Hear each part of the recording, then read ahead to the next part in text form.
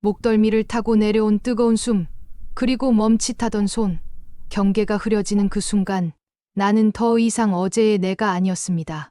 이야기 시작 전에 구독, 좋아요 부탁드려요. 오늘은 선을 넘습니다.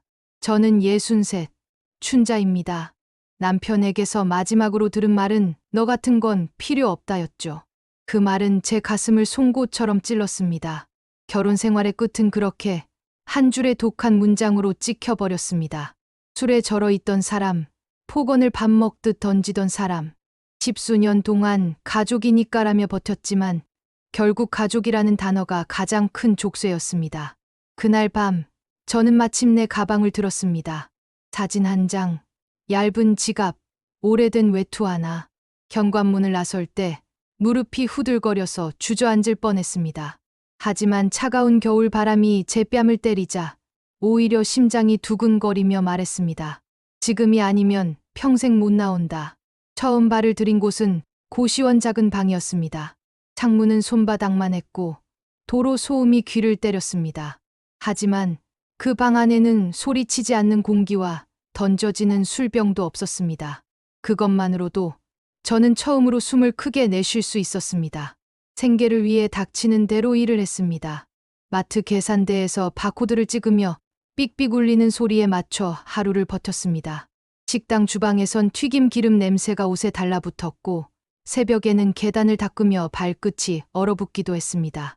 손톱은 늘 세제에 불어 하얗게 갈라졌고 종아리엔 압박 자국이 선명했습니다. 하지만 그 고단함조차도 집 안에서 맞던 욕설보다는 훨씬 견딜만했습니다. 밤마다 소파에 몸을 던지면 피곤한 몸이 땀 냄새와 함께 천천히 식어갔습니다.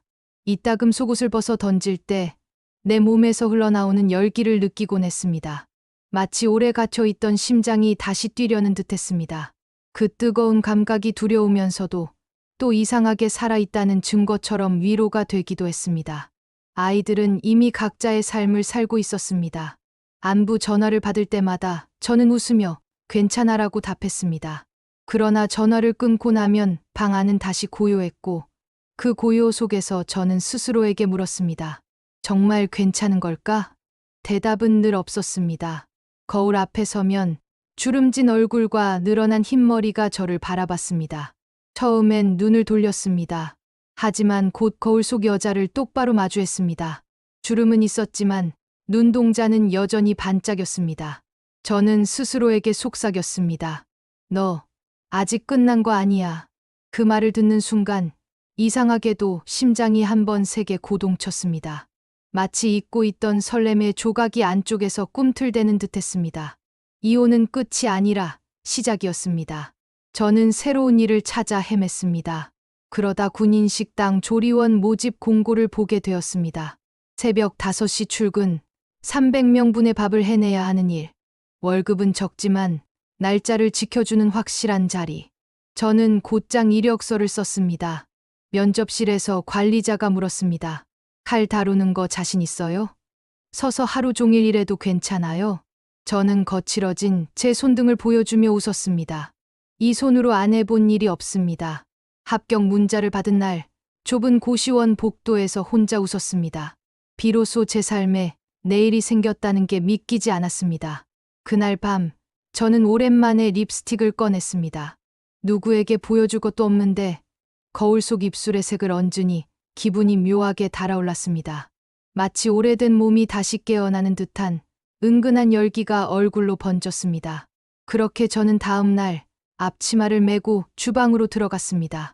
김이 솟구치는 냄비와 지글거리는 불판, 얼음이 부딪히는 소리가 뒤섞인 곳. 거기서부터 제 두 번째 인생이 시작되었습니다. 아직 아무도 제 손을 잡아주지 않았지만 저는 느꼈습니다. 내 몸 어딘가에는 여전히 뜨겁게 타는 불씨가 있다는 걸. 그리고 언젠가 그 불씨를 알아봐 줄 사람이 나타날 거라는 걸. 군인 식당 조리원으로 첫 출근하던 날, 새벽 공기는 살얼음 같았습니다. 5시에 도착한 주방은 이미 김으로 가득했고 커다란 냄비 뚜껑이 덜컥거리며 증기를 뿜어냈습니다. 그 뜨거운 수증기가 제 얼굴을 덮쳤을 때 눈을 감고 깊게 숨을 들이켰습니다. 땀과 기름, 양파와 고춧가루가 섞인 냄새가 코와 폐를 꽉 채웠습니다. 그 순간 저는 알았습니다. 여기서는 내 몸 하나를 다 바쳐야 버틸 수 있겠구나. 첫날 메뉴는 된장국과 계란말이, 그리고 고등어 조림이었습니다. 국자만 해도 제 팔뚝보다 굵었고 밥솥의 뚜껑은 두 손으로 겨우 들어 올릴 정도였습니다. 밥을 푸는 순간 증기가 치솟아 얼굴을 스쳤습니다. 뜨겁다고 고개를 돌리려 해도 줄지어 기다리는 군인들의 발소리가 등 뒤에서 밀려왔습니다. 저는 그저 국자를 움켜쥔 채 앞만 보았습니다. 며칠이 지나자 손등에는 기름이 튄 자국이 점점 늘어났습니다. 손톱은 늘 세제에 불어 하얗게 갈라졌고 팔뚝은 무거운 솥뚜껑을 들다 멍이 들었습니다. 그런데 이상하게도 그 고단함 속에서 제 몸은 새로운 리듬을 익히기 시작했습니다. 양파를 써는 속도, 파를 흩뿌리는 타이밍, 간장을 넣는 손목의 힘. 어느 순간부터는 주방의 소리와 제 호흡이 맞아떨어졌습니다. 탁탁 칼질 소리, 직을 끓는 소리, 쾅 하는 솥뚜껑. 마치 거대한 악보 위에서 제가 작은 박자를 맞추는 듯했습니다. 퇴근할 때면 다리는 퉁퉁 부어 있었고 양말 자국은 살에 깊게 패였습니다. 그런데 몸은 힘든데 어쩐지 마음 한쪽은 이상하게 뜨거웠습니다. 땀으로 젖은 속옷을 벗을 때 제 피부에서 올라오는 열기를 스스로도 낯설게 느꼈습니다. 하루 종일 불 앞에 서서 데워진 살갗은 단순히 피곤함만을 품은 게 아니었습니다. 오랜 세월 잊고 지냈던 감각, 살아있다는 증거 같은 떨림이 은근하게 스며들었습니다. 주방 동료들은 대부분 저와 비슷한 나이의 여자들이었습니다. 허리 아프다, 무릎이 안 좋다, 남편 잔소리가 아직도 귀에 울린다. 늘 같은 이야기들이 오갔습니다. 저는 웃으며 맞장구를 쳤지만 가끔 대답을 놓칠 때가 있었습니다. 제 머릿속에선 다른 상상이 떠올랐기 때문입니다. 국자에 담긴 국물이 넘칠 듯 흔들릴 때, 칼끝이 살짝 미끄러지다 손끝을 스칠 때 이상하게 심장이 먼저 두근거렸습니다. 단순히 피곤해서가 아니라 아직 제 몸 어딘가가 누군가를 원한다는 신호 같았습니다. 그 신호는 밤마다 이불 속에서 은근히 깨어나곤 했습니다. 혹시 이 영상을 어디서 듣고 계신가요? 서울, 부산, 제주 아니면 해외에서? 댓글에 지역을 남겨주시면 제 이야기를 함께 나누는 느낌이 더 따뜻해질 거예요. 10달, 20달, 그렇게 10년이 흘렀습니다. 계절은 바뀌고 군인들은 수없이 바뀌어갔습니다. 하지만 저는 늘 같은 자리에서 국자를 휘둘렀습니다. 그 반복 속에서 제 몸은 점점 단단해졌고 제 마음은 오히려 예민해졌습니다. 작은 시선 하나, 스쳐간 손길 하나에도 심장이 쉽게 요동쳤습니다. 칭찬 한마디, 밥이 맛있네요라는 장병의 말에도 뱃속 깊은 곳에서 뜨거운 물결이 올라왔습니다. 누구도 모르게 제 안에서는 여전히 불씨가 꺼지지 않았습니다. 어느 날은 이상한 일이 있었습니다. 퇴근길, 버스 창에 비친 제 얼굴이 유난히 달아올라 보였습니다. 마치 술을 마신 듯 뺨이 붉게 타올랐습니다. 그날따라 저는 집에 와서 괜히 립스틱을 꺼내 들었습니다. 거울 속 입술의 색을 얹으니 심장이 쿵 하고 울렸습니다. 누구를 위해서가 아니라 아직도 누군가가 나를 봐주길 바라는 마음이 제 안에 살아 있었던 겁니다. 물론 대부분의 시간은 고단하고 메마른 일상이었습니다. 새벽 5시 출근, 저녁 6시 퇴근. 손가락 마디는 점점 굳어갔고 어깨는 언제나 뻐근했습니다. 하지만 그 속에서도 저는 알게 되었습니다. 사람은 고단해도 마음의 불은 쉽게 꺼지지 않는다는 걸. 오히려 지칠수록 작은 불씨는 더 강하게 타올랐습니다. 10년의 시간은 제 몸에 주름과 굳은 살을 남겼습니다. 하지만 동시에 제 마음에는 이상한 자신감을 심어주었습니다. 나는 단순히 일만 하는 기계가 아니다. 나는 여전히 여자로서 누군가를 만나고 설렐 수 있는 사람이다. 그렇게 깨닫는 순간 제 입술 끝이 스스로 올라갔습니다. 아무도 보지 않아도 저는 거울 속에 미소를 지어 보였습니다.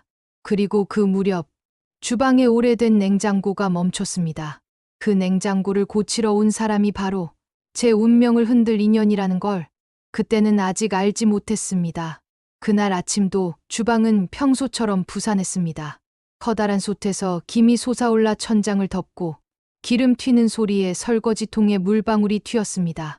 300명 분량의 식사를 맞추려면 국자와 칼은 쉴 틈이 없었고 제 숨소리조차 그 소음 속에 묻혀버렸습니다. 그런데 갑자기 웅하던 냉장고의 기계음이 뚝 끊겼습니다. 순간 주방 안에 공기가 싸늘하게 멎었습니다. 냉장고 왜 이래? 안 켜져요. 큰일이다. 반찬이 상하면 하루 식단 전체가 무너질 수 있었습니다.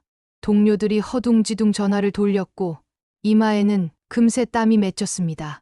잠시 뒤 철컥 문이 열리는 소리와 함께 한 남자가 들어왔습니다. 안녕하세요. 시설 관리팀에서 왔습니다. 낯선 목소리. 저는 무심코 고개를 들었다가 그대로 굳어버렸습니다. 키가 유난히 크지는 않았지만 어깨가 넓고 탄탄했습니다. 작업복 상의가 그의 몸선을 따라 묵직하게 붙어 있었고 두 손은 오래된 공구와 삶의 무게를 버텨온 듯 굵고 거칠었습니다. 그가 공구함을 내려놓는 순간 마치 주방 안의 소란이 잠시 멎은 듯했습니다. 그는 말이 많지 않았습니다. 조금만 비켜주실래요?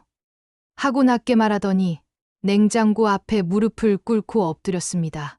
공구를 꺼내어 나사를 돌리는 손길이 믿음직스러웠습니다. 셔츠가 살짝 당겨져 등 근육이 드러나고 땀에 젖은 천이 그 곡선을 따라 붙었습니다. 저는 무심결에 그 장면을 오래 바라보다가 얼굴이 달아올라 허겁지겁 고개를 돌렸습니다. 여기 온도가 너무 낮네요. 음식이 상할 수 있겠습니다. 그가 낮고 차분한 목소리로 말했습니다. 눈빛은 차갑지 않았습니다. 오히려 따뜻하게 배려가 묻어났습니다. 그 시선이 제 얼굴을 스치자 이유 모를 떨림이 가슴을 파고들었습니다. 수리가 끝나자 그는 장비를 닫고 일어나면서 얼룩 묻은 냉장고 문틈을 걸레로 직접 닦아냈습니다. 대충 닦고 나가도 될 텐데 그는 묵묵히 얼음을 긁어내며 손길을 멈추지 않았습니다. 그 순간 제 마음 한쪽이 괜히 뭉클했습니다. 누군가의 세심한 배려를 느낀 게 얼마만이었을까요? 이제 괜찮을 겁니다. 그리고 이쪽 타일 깨졌네요. 발 조심하세요. 그의 굵은 손가락이 제가 서 있던 자리 바로 앞을 가리켰습니다. 순간 시선이 딱 마주쳤습니다. 검은 눈동자 안에서 묘하게 깊은 슬픔과 고독이 스쳤습니다. 저도 모르게 심장이 철렁 내려앉았습니다. 그날 저녁 집에 돌아왔을 때 머릿속에서 자꾸만 그 사람이 떠올랐습니다. 빨래를 개다 말고 설거지를 하다 말고 그의 거친 손과 굵은 팔이 눈앞에 아른거렸습니다. 왜 이러지 혼잣말을 하면서도 얼굴이 화끈거려 이불을 덮어야 했습니다. 며칠 뒤 그는 다시 주방에 나타났습니다. 이번엔 환풍기를 청소하러 왔습니다. 사다리를 타고 올라간 그의 셔츠가 위로 말려 올라가 허리와 등이 드러났습니다. 햇빛이 스며드는 창가에서 그의 피부 위로 땀이 맺혀 반짝거렸습니다. 저는 순간 눈을 피했지만 심장이 두근거려 그 소리를 주방 사람들까지 들을까 두려웠습니다. 사다리에서 내려온 그는 무심히 말했습니다. 여기 기름때가 많네요. 발 미끄러질 수 있으니 조심하세요. 하지만 제게는 기름때보다 그의 말 한마디에 더 발을 헛디딜 것 같았습니다. 동료들은 그를 두고 과묵한 사람이라고 했습니다. 몇 년 전 아내를 병으로 잃고 혼자 산다고도 들었습니다.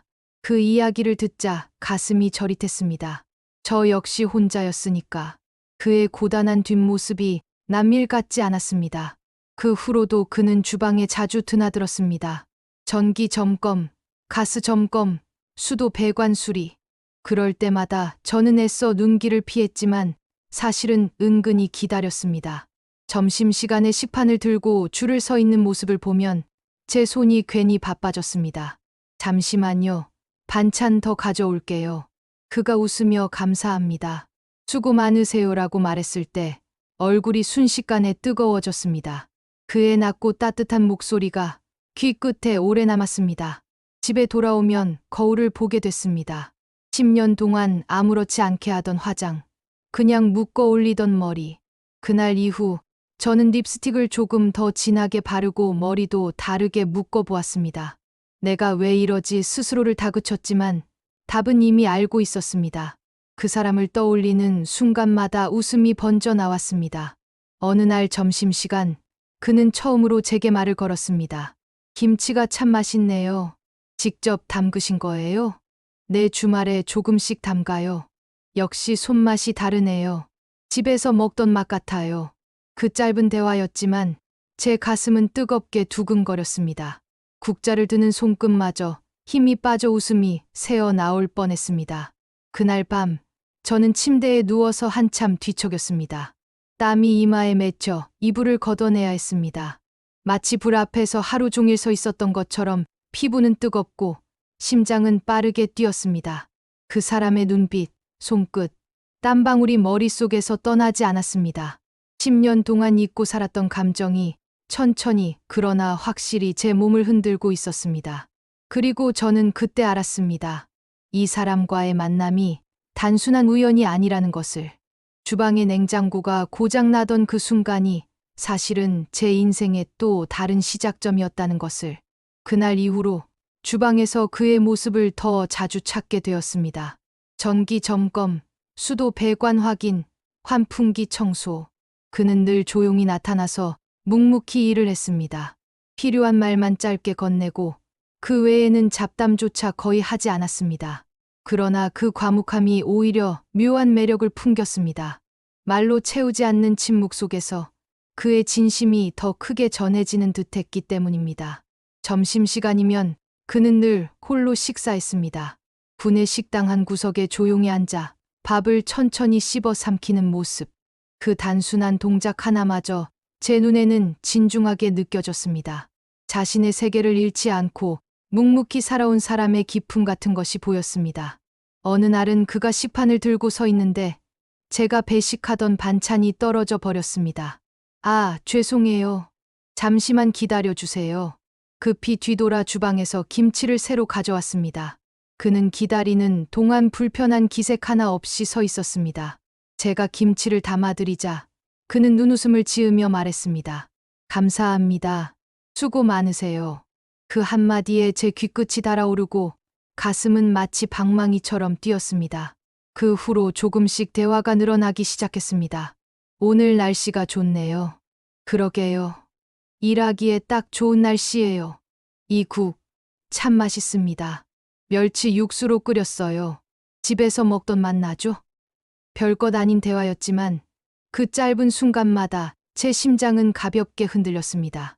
하루 종일 무거운 솥을 들어도 지치지 않았는데 그의 목소리 한 줄기에 힘이 풀려버리곤 했습니다. 거울 앞에 서면 스스로가 달라진 걸 알 수 있었습니다. 10년 동안 늙었던 화장, 무심히 묶던 머리. 어느 날부턴가 립스틱을 더 진하게 바르고 머리도 새로 염색해 보았습니다. 춘자 씨, 오늘 뭔가 달라 보이시네요. 예뻐요. 동료의 말에 얼굴이 확 달아올랐습니다. 분명 이유는 하나였습니다. 그 사람, 작업복 차림으로 주방에 들어설 때마다 제 심장이 두근거렸습니다. 그의 어깨가 제 팔에 스칠 때 괜히 온몸이 전기에 감전된 듯 짜릿했습니다. 좁은 싱크대 옆에서 그가 몸을 숙이면 셔츠 너머로 드러난 등 근육이 제 시야를 가득 채웠습니다. 숨을 크게 쉬기도 어려웠습니다. 땀이 송골송골 맺힌 그의 목덜미가 자꾸만 눈길을 끌었습니다. 저는 애써 고개를 돌리며 설거지를 했지만 속으로는 불타오르는 듯했습니다. 그도 제게 조금씩 마음을 여는 것 같았습니다. 김치 직접 담그세요? 네. 주말에 조금씩요. 역시 손맛이 다르네요. 집밥 같아요. 그의 칭찬 한마디는 제 일상을 뒤흔들었습니다. 평소엔 지루하기만 했던 주말 장보기가 그의 말을 떠올리며 설레는 시간이 되었습니다. 어느 날은 아예 거울 앞에서 이런 말을 속삭이기까지 했습니다. 나 아직 여자인가 봐. 밤이면 생각이 더 깊어졌습니다. 그가 웃던 얼굴, 무심히 건네던 말, 굵은 손. 머릿속에서 자꾸만 되살아났습니다. 억지로 눈을 감아도 심장이 뛰는 소리에 잠들 수 없었습니다. 베개를 꼭 끌어안으며 뜨겁게 달아오른 가슴을 진정시키려 했습니다. 그러다 불현듯 가볍게 스쳤던 그의 어깨의 감촉이 떠올라 손끝이 덜덜 떨렸습니다. 동료들이 춘자 언니, 요즘 왜 이렇게 예뻐졌어요? 라고 농담할 때면 차마 대답하지 못했습니다. 왜 달라졌는지, 누구 때문인지. 그저 부끄러운 미소로 넘길 수밖에 없었습니다. 어느 날은 설거지를 하고 있는데 그가 배수구를 보러 들어왔습니다. 싱크대 물이 잘 안 빠진다고 하시던데 한번 봐 드릴게요. 좁은 주방에서 그가 제 옆에 바짝 붙어 작업했습니다. 팔꿈치가 닿을 듯 말 듯 그의 숨결이 제 귀에 스쳤습니다. 물 좀 틀어주실래요? 아, 네. 제가 수도꼭지를 돌리는 순간 물이 튀어 그의 팔에 닿았습니다. 차갑게 흘러내리는 물방울 위로 도드라진 굵은 힘줄. 저는 급히 행주를 잡으려다 그만 그의 가슴에 부딪혔습니다. 단단한 근육과 뜨거운 체온이 제 온몸을 덮쳤습니다. 숨결이 얕아지고 얼굴은 벌겋게 달아올랐습니다. 괜찮으세요? 그가 제 어깨를 잡아주며 묻는 순간 얼굴과 얼굴이 코끝이 닿을 만큼 가까워졌습니다. 검은 눈동자 속에 비친 제 모습이 낯설고 떨렸습니다. 몇 초였을까? 시간이 멎은 듯했습니다. 그날 밤 저는 잠을 이루지 못했습니다. 그 사람의 심장 박동, 뜨거운 체온이 고스란히 손바닥에 남아 있었습니다.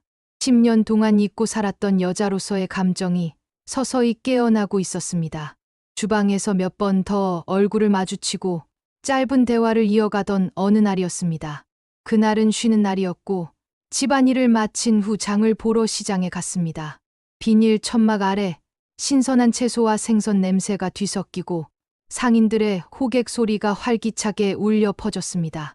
언니 오늘 무 사가요? 아삭아삭해요. 싱싱한 멸치 왔어요. 국 끓이면 끝내줘요.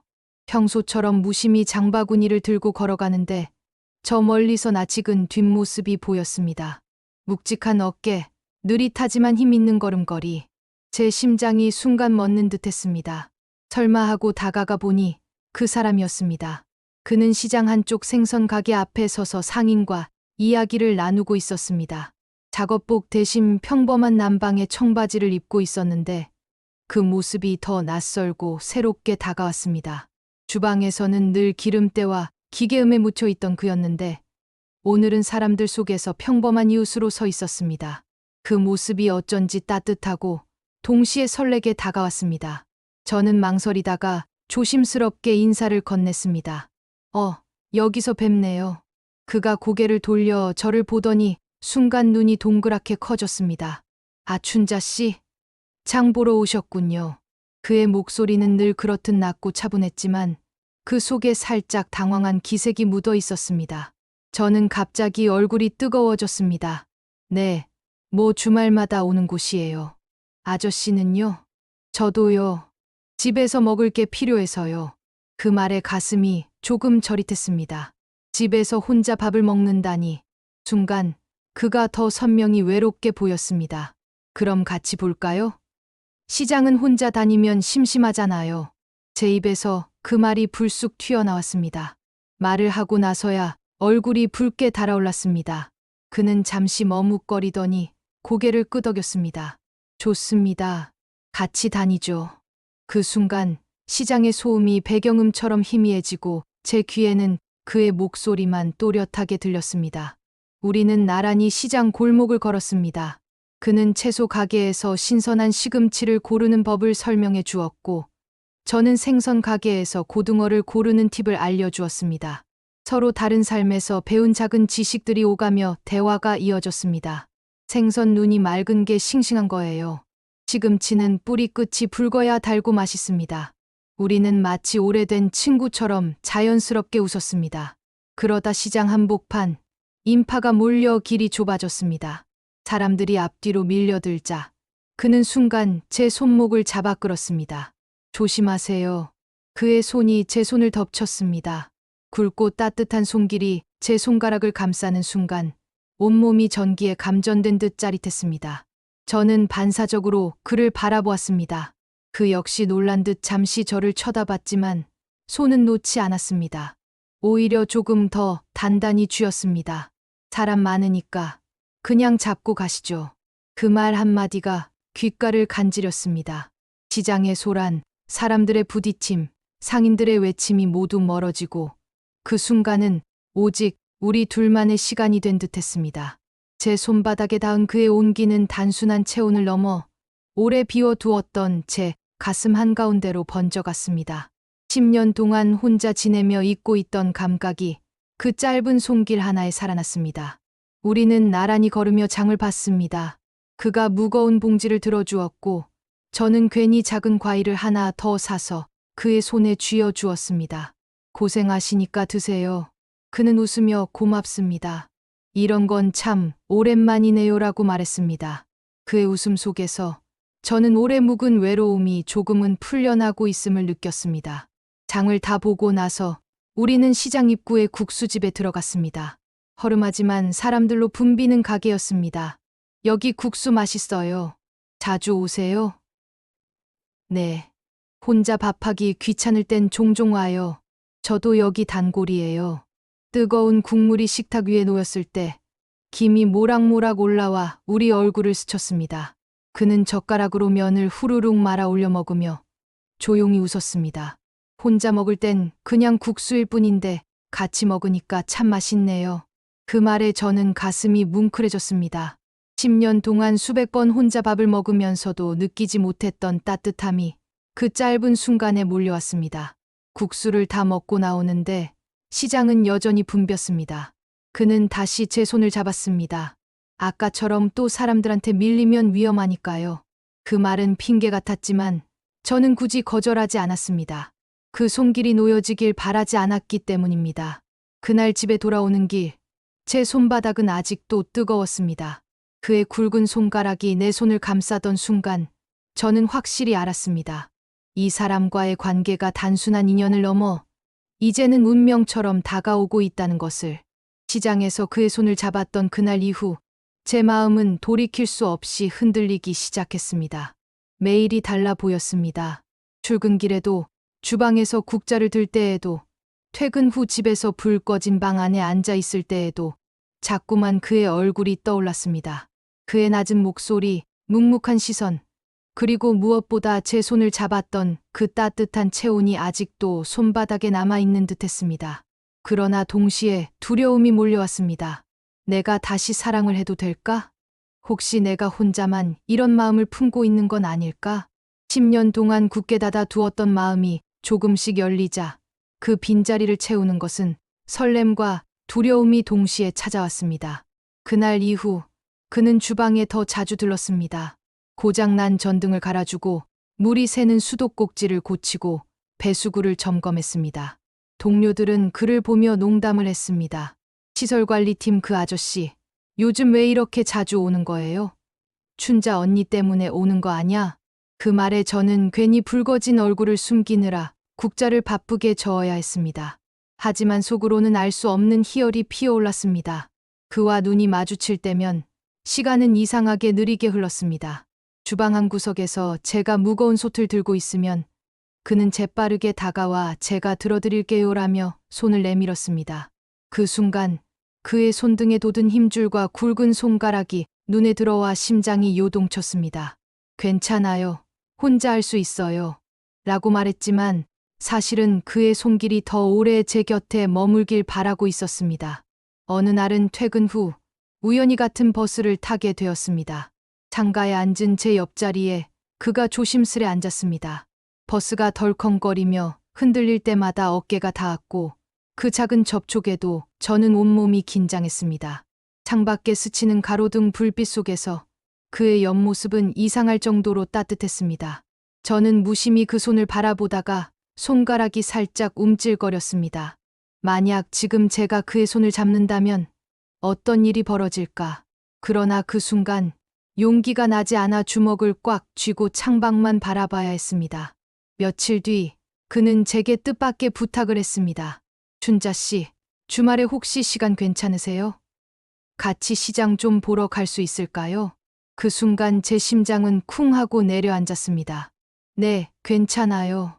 내심 들뜬 마음을 애써 숨기며 태연한 척 대답했지만 집에 돌아오자마자 저는 거울 앞에 서서 얼굴에 번진 웃음을 감출 수 없었습니다. 주말, 우리는 다시 시장에서 만났습니다. 이번에는 함께 장을 보고 국수집에 들러 따끈한 국수를 먹었습니다. 그는 젓가락질을 하다 말고 제 손등을 흘끗 보더니 조용히 말했습니다. 손이 참 고우시네요. 고생 많이 하셨을 텐데 그 짧은 말에 저는 목이 뜨거워졌습니다.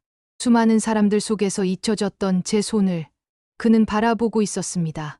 그러나 집으로 돌아오자 마음 한구석에서 다시 불안이 스며들었습니다. 그가 나를 여자로 보는 걸까? 아니면 그냥 오래된 동료로 생각하는 걸까? 혹시 이 설레는 감정이 내 착각이라면 그가 멀어지면 나는 또다시 무너져 버릴지도 몰랐습니다. 10년 전 남편을 잃고 흘린 눈물과 고통을 다시 겪고 싶지 않았습니다. 그날 밤 저는 잠을 이루지 못했습니다. 이불을 끌어안고 누운 채 그의 웃는 얼굴과 낮은 목소리가 자꾸 떠올랐습니다. 제 안에서 뭔가가 간절히 속삭였습니다. 고백해. 내 마음을 말해. 하지만 동시에 다른 목소리가 저를 붙잡았습니다. 괜히 말했다가 그가 부담스러워하면, 그러다 멀어지면, 또 혼자가 되면. 다음 날 주방에서 그와 다시 마주쳤습니다. 그는 환하게 웃으며 인사했지만 제 마음은 복잡하게 흔들렸습니다. 서로의 눈빛이 마주친 순간 저는 입술을 깨물었습니다. 말하고 싶었습니다. 당신이 좋아요. 그 한마디가 목구멍까지 차올랐지만 끝내 소리로 나오지 않았습니다. 그날 퇴근길 비가 내렸습니다. 우산이 없어 버스 정류장에 서 있던 제 앞에 그가 다가와 말없이 우산을 내밀었습니다. 같이 가시죠. 빗줄기 사이 그의 어깨가 젖어가고 있었습니다. 저는 떨리는 목소리로 겨우 대답했습니다. 네, 감사합니다. 우산 속 좁은 공간에서 우리는 나란히 걸었습니다. 빗소리와 심장 박동이 뒤엉켜 그 순간 세상은 고요하게 멈춘 듯 했습니다. 저는 용기를 내고 싶었습니다. 그러나 입술은 굳어 있었고 목소리는 끝내 나오지 않았습니다. 우산 속에서 함께 걷던 그날 이후 제 마음은 더 이상 숨길 수 없을 정도로 커져 버렸습니다. 밤마다 그의 얼굴과 목소리가 떠올라 잠을 이루지 못했고 낮에는 작은 발자국 소리에도 혹시 그가 들어온 건 아닐까 두근거렸습니다. 사소한 농담에도 웃음이 터졌고 작은 배려에도 눈물이 날 것처럼 가슴이 흔들렸습니다. 그러나 동시에 말하지 못하는 답답함이 저를 옥죄었습니다. 이제는 말해야 한다. 제 안에서 자꾸만 누군가 속삭였습니다. 지금 말하지 않으면 영영 기회는 오지 않아. 며칠 후 그는 저녁 무렵 주방으로 찾아왔습니다. 이미 식사가 끝나고 사람들은 빠져나가 텅 빈 시간. 주방엔 남은 음식 냄새와 설거지 물소리만이 남아 있었습니다. 그가 문을 열고 들어왔을 때 저는 순간 심장이 덜컥 내려앉았습니다. 아직 안 가셨어요? 그가 조용히 물었습니다. 네, 조금 정리하고 가려고요. 말은 태연하게 했지만 제 목소리는 살짝 떨리고 있었습니다. 그는 잠시 말없이 저를 바라보다가 고개를 끄덕였습니다. 그리고는 한 발짝 다가와 바닥에 놓인 의자를 들어 올려 세웠습니다. 그 작은 행동조차 제 마음을 요동치게 만들었습니다. 춘자 씨, 그가 제 이름을 불렀습니다. 낮고 차분한 목소리였지만 평소와는 달리 묘한 떨림이 묻어 있었습니다. 저는 국자를 내려놓고 그를 바라보았습니다. 네. 잠시 침묵이 흘렀습니다. 주방 창문 너머로 빗방울이 떨어지는 소리가 들렸습니다. 그는 두 손을 모아 움켜쥔 채 한참이나 말을 잇지 못했습니다. 그리고 마침내 마주 잡았던 손처럼 단단한 목소리가 흘러나왔습니다. 저 춘자 씨가 좋아집니다. 순간 제 귀가 먹먹해졌습니다.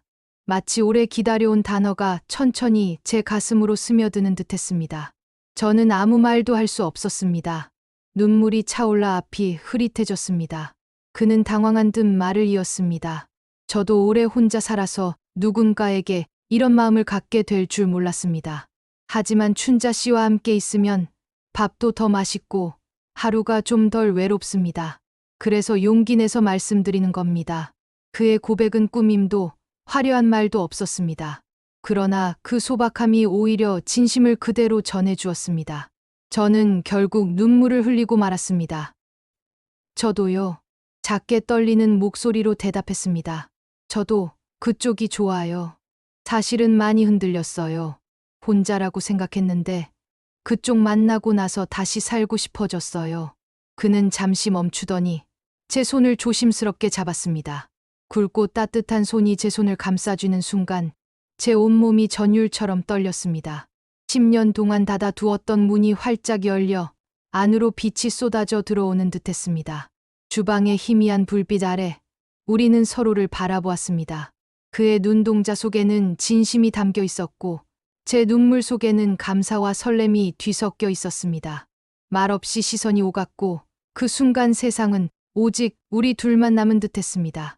그는 제 손을 꼭 쥔 채 낮게 속삭였습니다. 앞으로 제가 지켜드리고 싶습니다. 힘들 때 곁에 있고 싶습니다.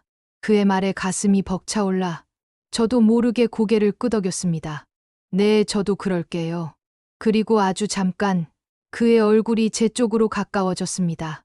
숨결이 닿을 만큼 가까운 거리에서 우리는 서로의 눈을 깊게 들여다보았습니다. 코끝이 닿을 듯한 그 순간 심장이 터질 듯 뛰었습니다. 입술이 닿을 뻔했지만 우리는 끝내 멈췄습니다. 아마도 서로의 마음이 충분히 확인되었기에 굳이 그 이상의 확신이 필요하지 않았던 겁니다. 그날 밤 집으로 돌아온 저는 이불을 끌어안고 오래도록 눈을 감지 못했습니다.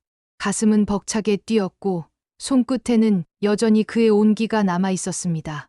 10년 동안 잊고 지낸 두근거림이 이제는 다시 제 삶의 일부가 되었습니다. 고백 이후 우리의 관계는 눈에 띄게 달라졌습니다. 서로의 마음을 확인한 뒤라서일까 그와 마주칠 때마다 공기가 묘하게 달아올랐습니다. 주방에서 같은 공간을 오갈 때마다 어깨가 스칠 때마다 우리는 서로를 의식했습니다. 대화는 여전히 많지 않았지만 침묵 속에 전해지는 감정은 이전보다 훨씬 뜨거웠습니다. 며칠 후 그는 저녁이 다 되어 주방 앞에서 저를 기다리고 있었습니다. 오늘 같이 걸어가실래요? 낮고 부드러운 목소리가 귀에 스며들었습니다. 저는 주저없이 고개를 끄덕였습니다. 우리는 나란히 군 부대 뒷길을 걸었습니다. 늦은 밤의 하늘에는 별빛이 희미하게 번졌고 풀벌레 소리가 선선한 바람에 실려왔습니다. 그와의 발걸음이 묘하게 맞아떨어졌습니다. 한 걸음, 또 한 걸음. 서로 말은 없었지만 그 침묵조차 달콤했습니다. 작은 슈퍼 앞에서 그는 잠시 멈추더니 맥주 2캔을 사서 제게 하나 건넸습니다. 고생 많으셨으니까요. 그냥 같이 마시면 좋을 것 같아서요. 우리는 벤치에 나란히 앉아 캔을 따 올렸습니다. 치얼스. 작게 부딪힌 캔 소리가 밤하늘에 울렸습니다. 맥주 한 모금을 넘기는 순간 차갑고 쌉싸래한 맛이 목을 타고 흘러내렸습니다. 그는 제 옆에서 조용히 웃고 있었습니다. 이런 건 참 오랜만이네요. 누군가랑 이렇게 나란히 앉아서 마시는 거. 그의 말에 저는 가슴이 뭉클했습니다. 저도요. 혼자 마시면 그냥 술인데 같이 있으니까 따뜻해지네요. 그 순간 우리의 시선이 마주쳤습니다. 밤바람이 머리카락을 스치고 그의 눈빛은 깊게 흔들렸습니다. 맥주 기운 때문일까? 제 얼굴이 뜨겁게 달아올랐습니다. 그리고 아주 천천히 그는 제 쪽으로 몸을 기울였습니다. 숨결이 닿을 듯한 거리에서 제 심장은 미친 듯이 뛰었습니다. 저는 무의식적으로 눈을 감았습니다. 그리고 순간 그의 입술이 제 입술에 닿았습니다. 처음에는 아주 조심스러운 살짝 스치는 정도의 키스였습니다. 그러나 곧 서로의 마음이 폭발하듯 입술은 더 깊게 맞닿았습니다. 그의 손이 제 뺨을 감싸 쥐었고 저는 떨리는 손으로 그의 셔츠를 움켜쥐었습니다. 10년 동안 잊고 살았던 여자로서의 감각이 단숨에 되살아났습니다. 밤 공기 속에서 그의 체온은 뜨겁게 느껴졌습니다. 짧은 키스였지만 그 안에 담긴 감정은 너무나 깊고 진했습니다. 마치 그동안의 외로움과 공허함이 한순간에 녹아내리는 듯했습니다.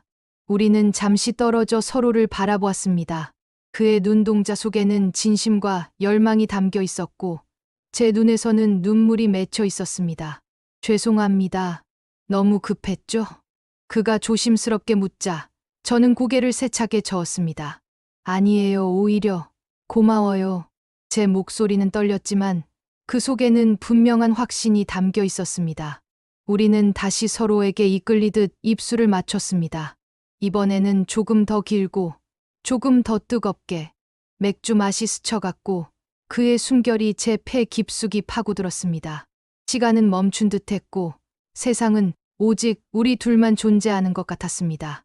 키스가 끝나자 저는 그의 어깨에 얼굴을 묻었습니다. 그의 넓고 단단한 어깨가 제 불안을 모두 감싸주는 듯했습니다. 앞으로 저 떠나지 마세요. 제 입에서 불쑥 튀어나온 말에 그는 잠시 침묵하다가 제 등을 세게 감쌌습니다. 절대 안 떠납니다. 이제는요. 그 밤은 제 인생에서 절대 잊을 수 없는 순간이 되었습니다. 별빛, 맥주, 그리고 첫 키스. 10년의 공허함을 채워줄 단 하나의 따뜻한 장면으로 제 마음 깊숙이 새겨졌습니다. 집에 돌아와 침대에 눕자 아직도 그의 입술 감촉이 남아 있었습니다. 손가락으로 입술을 살짝 만지며 저는 웃음을 참지 못했습니다. 이게 꿈은 아니겠지. 눈을 감자 다시 그의 눈빛이 떠올랐습니다. 그리고 저는 확신했습니다. 이제 내 인생은 다시 시작된다는 것을. 첫 키스 이후 우리의 관계는 더 이상 예전으로 돌아갈 수 없었습니다. 그와 마주칠 때마다 얼굴이 달아올랐고 작은 말 한마디에도 마음이 흔들렸습니다. 주방에서 국자를 들고 서 있을 때, 설거지를 하며 물방울이 튀길 때, 그가 불쑥 다가와 조심하세요라고 말하면 심장이 요동쳤습니다. 우리는 이제 서로의 마음을 숨기지 않았습니다.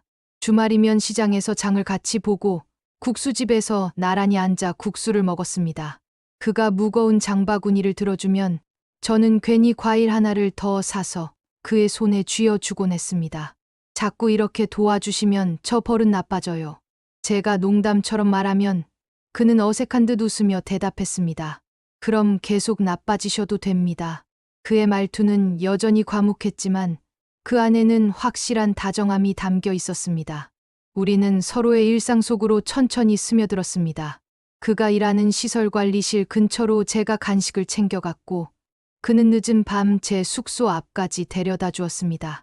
작은 배려와 습관들이 쌓이며 우리의 거리는 점점 좁혀졌습니다. 어느 날 저는 주방에서 손을 베이고 말았습니다. 칼끝이 살짝 스치자 피가 배어나왔고 순간 아찔했습니다. 그때 그는 누구보다 먼저 달려와 제 손을 붙잡았습니다. 괜찮으세요? 많이 다친 건 아니죠?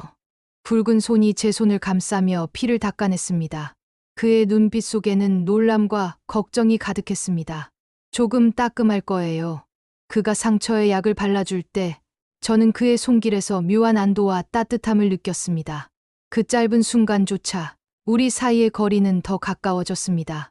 밤이 되면 우리는 가끔 부대 뒷길을 함께 걸었습니다.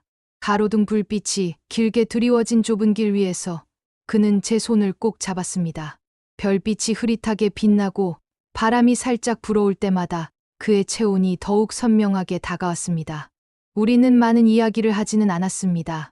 그렇지만 침묵 속에서 마음은 충분히 전해졌습니다.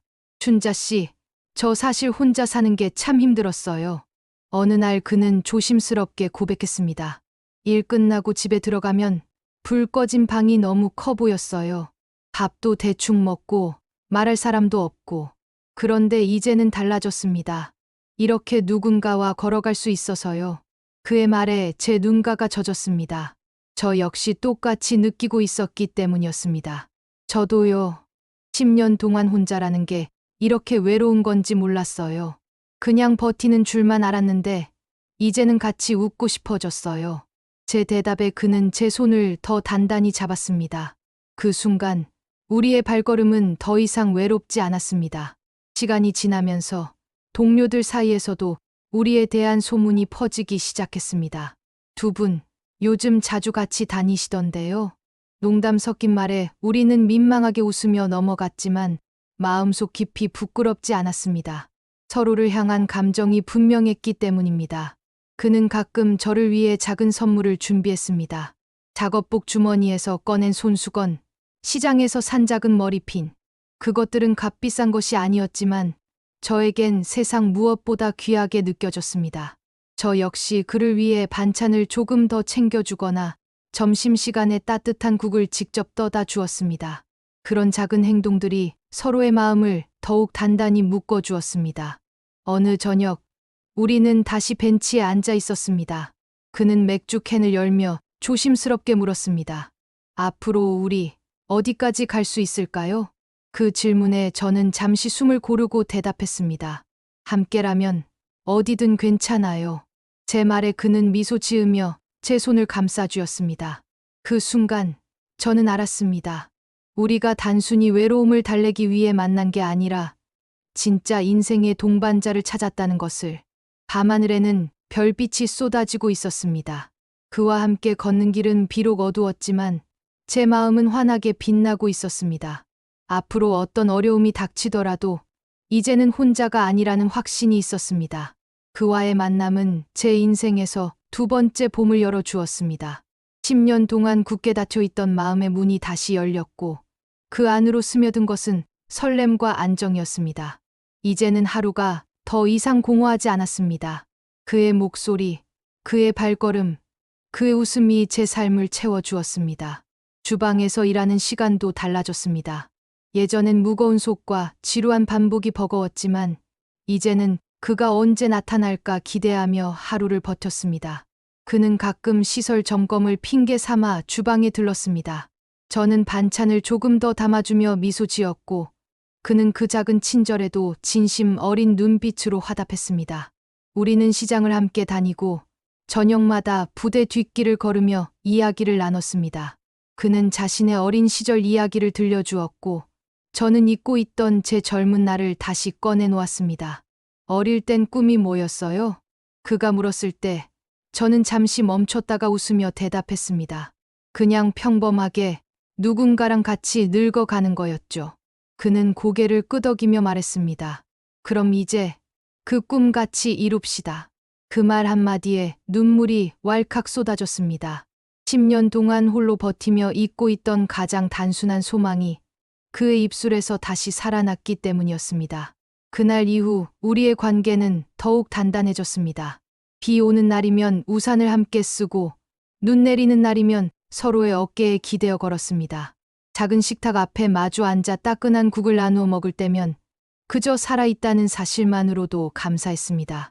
주위 사람들도 하나둘씩 눈치채기 시작했습니다. 춘자 언니 얼굴이 요즘 환해졌네. 두 분, 이제는 그냥 공식 커플 아닌가요? 농담 섞인 말에 우리는 부끄럽게 웃었지만 그 웃음 속에는 확신이 담겨 있었습니다. 어느 날 그는 제 손을 꼭 잡고 말했습니다. 춘자 씨, 저와 같이 살아가 주실래요? 단순한 고백이었지만 그 안에는 깊은 책임과 진심이 담겨 있었습니다. 저는 잠시도 망설이지 않고 대답했습니다. 네, 함께 할게요. 그 순간 10년 동안 제 마음을 짓누르던 외로움이 산산이 부서져 흩어졌습니다. 대신 따뜻한 안도와 새로운 희망이 가슴을 가득 채웠습니다. 우리는 서로의 삶 속으로 조금씩 더 깊이 들어갔습니다. 그는 제 장바구니를 들어주었고 저는 그의 낡은 작업복을 정성껏 빨아주었습니다. 그는 제 상처난 손을 감싸주었고 저는 그의 지친 어깨를 주물러 주었습니다. 삶은 여전히 고단했지만 이제는 함께여서 두렵지 않았습니다. 어느 겨울밤 우리는 벤치에 나란히 앉아 별빛을 올려다보았습니다. 하얀 입김이 밤 공기 속에 흩어지고 그의 손이 제 손을 단단히 감쌌습니다. 그는 조용히 말했습니다. 행복이 꼭 특별한 건 아닌 것 같아요. 그냥 이렇게 같이 있는 게 행복이네요. 저는 고개를 끄덕이며 대답했습니다. 맞아요. 나도 지금이 제일 행복해요. 10년 전 남편을 잃고 눈물 속에서 버텼던 제게는 감히 상상도 못했던 순간이었습니다. 그러나 지금 저는 다시 웃고 있었습니다. 그와 함께 걷는 길 위에서 다시 살아가고 있었습니다. 사랑에는 때가 없다는 걸 제 이야기를 통해 조금이나마 느끼셨길 바랍니다. 혹시 지금 외로움을 겪고 계신다면 포기하지 마세요. 언제 어디서든 새로운 시작은 올 수 있으니까요. 제 이야기가 공감되셨다면 구독과 좋아요로 함께 해주세요. 여러분의 작은 클릭이 저에게 큰 힘이 됩니다.